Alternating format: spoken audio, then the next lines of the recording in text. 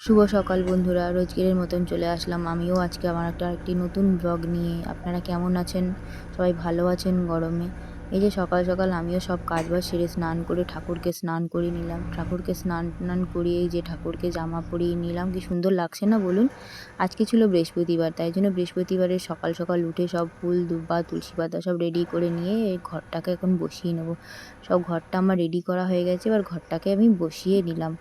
ঘরটা বসিয়ে নিয়ে এবার ঠাকুর পুজো দিতে চলে আসলাম। ঠাকুর পুজো দিচ্ছি, আর তখন দিদাকে বললাম যে, "তুমি কি খাবে?" দিদা বলল যে, "না, না, তুই পুজোটা দিয়ে আয়, তারপরে খাবো।" দিদা আর মা দুজনেই একই কথাই বললাম। ঠিক আছে, তাহলে দাঁড়াও পুজোটা দিয়ে আসি, তারপরে খাবো। পুজোটা দিয়ে নিলে তাড়াতাড়ি সকাল সকাল না একটু ভালোই লাগে, কাজও করতে মন লাগে। পুজো না দিলে পরে মনে হয় যেন কোনো কাজই হয়নি, একটা বড় কাজ রয়ে গেছে।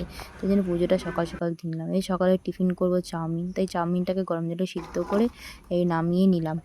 নামিয়ে নিয়ে এখন ঠান্ডা জল একটু দিয়ে দেবো এর মধ্যে, যাতে একটু চাউমিনটা গায়ে গায়ে না লেগে যায়। আলু, পেঁয়াজ আর লঙ্কাটা একটুখানি ভেজে নেবো।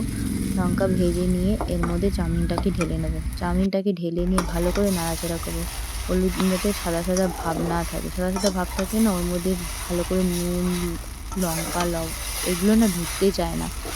তাই ভালো করে চাউমিনটাকে নাড়াচাড়া করে নেব। এই যে আমার চাউমিন এখানে রেডি হয়ে গেছে। এখন যাব দিদাকে খেতে দিতে, আর মাকে খাওয়াবো। যে দিদাকে আমি খেতে দিতে গেলাম, দিদাকে খেতে দিলাম আর বললাম যে, "নাও তোমার ফেভারিট চাউমিন।" আর এদিকে আমি মায়ের জন্য সসটা ভেঙে মায়ের জন্য আর আজকে দুপুরে করবো হলো ডালের বড়ার তরকারি। তাই ডালটাকে ভেজে নিচ্ছি, আর এদিকে আমার ভাতও হয়ে গেছে। আলুটা কেটে রেখেছিলাম, এই যে আলুটাকে এখন ভেজে নেবো। ভেজে নিয়ে মশলা টশলা দিয়ে এই যে আলুটাকে ভালো করে কষিয়ে নিলাম।